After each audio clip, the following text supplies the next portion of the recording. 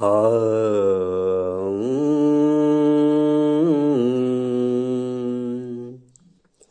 ఈనాటికి ఊపిరి పీల్చెన్ తెలుగు కవిత్వంబు.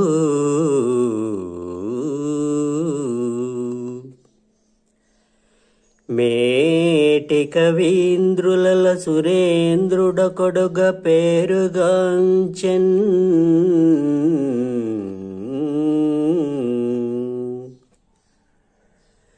సుకృతం బేదివనర్చెనో